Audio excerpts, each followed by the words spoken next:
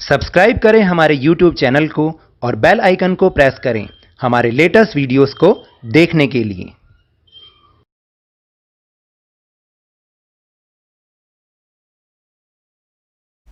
Hello and welcome to Lovneesh sir की class. आज की ये शिक्षा निदेशालय राष्ट्रीय राजधानी क्षेत्र दिल्ली की वर्कशीट नंबर 29 जो कि कक्षा 7वीं के विद्यार्थियों के लिए है। यह ली गई है हिंदी विषय से, जिसमें हम सर्वनाम के बारे में कुछ और जानेंगे। आपको याद है ना, छुट्टियों से पहले हम सर्वनाम के बारे में ही जान रहे थे। सर्वनाम आखिर क्या होते हैं? सर्वनाम वो शब्द होते हैं जो कि संज्ञा के स्थान पर प्रयोग किए जाते हैं। और संज्ञा क्या होती है? संज्ञा किसी वस्तु का, व्यक्ति का, किसी स्थान का या जानवर का नाम होता है। अब हम उसके स्थान पर, उसके नाम के स्थान पर जिन जिन शब्दों का प्रयोग करते हैं उसको हम सर्वनाम कहते हैं। तो चलिए एक उदाहरण की सहायता से हम इस बात को और अच्छे से समझते हैं। तो शुरुआत करते हैं मेरे साथ और समझने की कोशिश करते हैं। प्यारे बच्चों, पढ़िए और समझिए। संजय जब खेलकर घर आया तो संजय के पास संजय की मां को सुनाने के लिए एक बड़ी मजेदार बात थी। आते ही संजय ने मां से कहा, मां, पता है आज क्या हुआ? क्या हुआ? संजय की मां ने पूछा। संजय ने कहा, एक कुत्ते ने संजय की गेंद ले ली।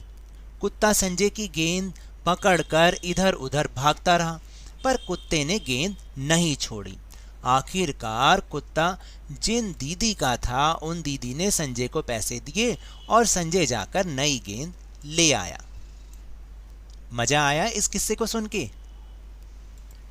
किस्सा तो मजेदार है, पर सुनने में कुछ अटपटा सा लग रहा है ना? जानते हैं क्यों?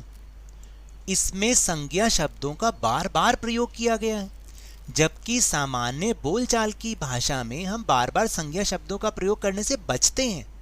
ऐसा होता है ना भाई, मान लो आप अपना नाम अपने दोस्त को, किसी को अपनी बात बता रहे हैं, तो बार बार आप हर वाक्य में अपना नाम लेंगे? नहीं लेंगे। उसकी जगह मैं लगाएंगे या कुछ भी जो दूसरा शब्द लगाएंगे ना। अब इसी अनुच्छेद को दोबारा पढ़कर देखें।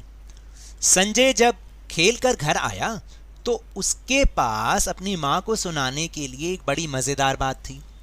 आते ही उसने मां से कहा, मां, पता है आज क्या हुआ? क्या हुआ? उसकी मां ने पूछा। उसने कहा, आज एक कुत्ते ने मेरी गेंद ले ली। वह मेरी गेंद पकड़कर इधर उधर भागता रहा, पर उसने गेंद नहीं छोड़ी। आखिरकार कुत्ता जिन दीदी का था उन्होंने मुझको पैसे दिए और मैं जाकर नई गेंद ले आया। अब दोनों जो किस्से हैं जो मैंने दोनों पढ़े, उनमें दोनों में क्या फ़र्क है? आपको दोनों में से कौन सा सही लग रहा है?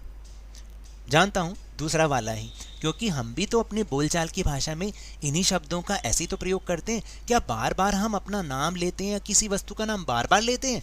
नहीं। इसमें संज्ञा शब्दों के स्थान पर क्रमशः उसके, अपनी, उससे, उसने, उसकी, मेरी, वह, उन्होंने, मुझको, मैं आदि शब्दों का प्रयोग किया गया है, जिससे भाषा में प्रवाह आ गया है, यानी सही ढंग से हम बोल पा रहे हैं। तो संज्ञा के स्थान पर प्रयुक्त ये शब्द ही सर्वनाम होते हैं। अतः संज्ञा के स्थान पर आने वाले शब्दों को क्या कहते हैं? सर्वनाम कहते हैं। सर्वनाम के 6 भेद होते हैं। आपको याद है ना, हमने संज्ञा के भी भेद पढ़े थे, व्यक्तिवाचक संज्ञा, जातिवाचक संज्ञा, भाववाचक संज्ञा। इसी तरह सर्वनाम के भी 6 भेद हैं, यानी 6 प्रकार हैं। कौन कौन से? चलिए जानते हैं। बात कहने वाले, सुनने वाले तथा किसी अन्य व्यक्ति या वस्तु जिसके संबंध में बात की जा रही हो के लिए प्रयुक्त सर्वनामों को पुरुषवाचक सर्वनाम कहते हैं। पुरुषवाचक यानी जो कह रहा है। एक तो वो पुरुष, मतलब पुरुष इन द सेंस कोई भी व्यक्ति, चाहे वो लड़की भी हो सकती है, ऐसा नहीं। तो पुरुषवाचक का मतलब है कि जो कह रहा है, चाहे वो लड़का हो या लड़की हो। दूसरा जो सुन रहा है, और फिर या फिर तीसरा कोई व्यक्ति हो, कोई अन्य व्यक्ति हो। तो पुरुषवाचक सर्वनाम के भी 3 भेद होते हैं। कौन कौन से? उत्तम पुरुषवाचक सर्वनाम यानी वक्ता अपने नाम के स्थान पर जिन सर्वनामों का प्रयोग करता है, जैसे मैं, मेरा, मुझे, मुझको, हम, हमारा, हमें, तो यानी जो बोल रहा है, जो बात कर रहा है, वो अपने लिए इन शब्दों का प्रयोग करता है ना, इन सर्वनामों का, तो इसको हम कहते हैं उत्तम पुरुषवाचक सर्वनाम। क्या कहते हैं? उत्तम पुरुषवाचक सर्वनाम। फिर है मध्यम पुरुषवाचक सर्वनाम। वक्ता, वक्ता मतलब बोलने वाला, श्रोता के लिए जिन सर्वनामों का प्रयोग करता है। श्रोता कौन हुए? सुनने वाले, जैसे तू, तेरा, तुझे, तुम, तुम्हारा, तुम्हें, आप, आपका, आपको। सुनने वाले के लिए यही शब्द प्रयोग करते हैं ना, तो ये होते हैं मध्यम पुरुषवाचक सर्वनाम। फिर इसके बाद है अन्य पुरुषवाचक सर्वनाम, यानी कोई तीसरा, वक्ता और श्रोता के अलावा, अतिरिक्त किसी अन्य व्यक्ति या प्राणी जिन सर्वनामों का प्रयोग किया जाता है। अब देखो तीसरे लोग, जो तीसरा व्यक्ति होगा उसके लिए क्या कहेंगे? वह, वे, यह, ये आदि, इन्हीं शब्दों का प्रयोग करते हैं या नहीं करते हैं? बिल्कुल ठीक। तो इन्हें हम कहेंगे अन्य पुरुषवाचक सर्वनाम। है ना बहुत आसान। उत्तम यानी उत्तम पुरुषवाचक, यानी जो बोल रहा है, जो अपने लिए शब्दों का सर्वनामों का प्रयोग कर रहा है। मध्यम पुरुषवाचक जो सुनने वाले के लिए सर्वनामों का प्रयोग किया जाता है, और अन्य पुरुषवाचक जो उन दोनों से ही अलग है। तो अभी तो हमने 6 भेदों में से एक ही भेद पढ़ा और उसके भी 3 भेद पढ़े। बाकी और क्या हैं उनको हम जानेंगे आगे की वर्कशीट में।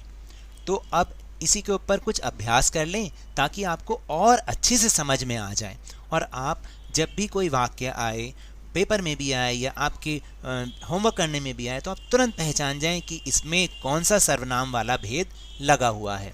जैसे पहला प्रश्न है जिसमें जो प्रश्न दे रखा है वो है नीचे दिए गए वाक्यों में सर्वनाम शब्द को रेखांकित कर उसका भेद भी लिखिए। तो देखिए जैसे वह कल आएगा, अब वह कौन हुआ? ना बोलने वाला ना सुनने वाला, यानी कोई तीसरा व्यक्ति। तो वह को हमने रेखांकित कर दिया और उसका भेद कौन सा होगा? अन्य पुरुषवाचक सर्वनाम। कौन सा होगा? अन्य पुरुषवाचक सर्वनाम, यानी तीसरा ही व्यक्ति। फिर अगला वाक्य है कि आप खुद जाकर ला सकते हो। आपका मतलब जिसको बोला जा रहा है, जो सुन रहा है, तो ये क्या हुआ? मध्यम पुरुषवाचक सर्वनाम। फिर तीसरा है हम कल बाजार गए थे। हम कल बाजार गए थे यानी जो हम बोल रहे हैं, तो ये क्या हुआ?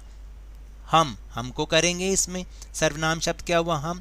और ये कौन सा है? उत्तम पुरुषवाचक सर्वनाम, क्योंकि वो खुद बता रहा है, जो वक्ता है, जो बोल रहा है, वो उत्तम पुरुषवाचक। फिर यह कलम मेरी है, तो यह तो सर्वनाम हो गया। अब यह कलम मेरी है तो इसमें कौन सा आएगा? अन्य पुरुषवाचक, क्योंकि देखिए मैं अपने बारे में बात नहीं कर रहा, मतलब कहने का मतलब है ये तीसरी ही चीज है, अन्य पुरुषवाचक आएगा इसमें, क्योंकि ऊपर अभी हमने ये समझा भी है। फिर है मैं खेलने जा रही हूँ। मैं खेलने जा रही हूँ, तो यानी वक्ता, उत्तम पुरुषवाचक सर्वनाम। वे सभी आज हमारे घर आएंगे, तो वे में कौन सा हुआ? अन्य पुरुषवाचक। और हमारे कौन सा हुआ? यानी हम अपने बारे में बोल रहे हैं, तो उत्तम पुरुषवाचक। यानी इसमें 2 भेद लग रहे हैं और हमने इन दोनों को रेखांकित भी किया है। तो अब आप समझे।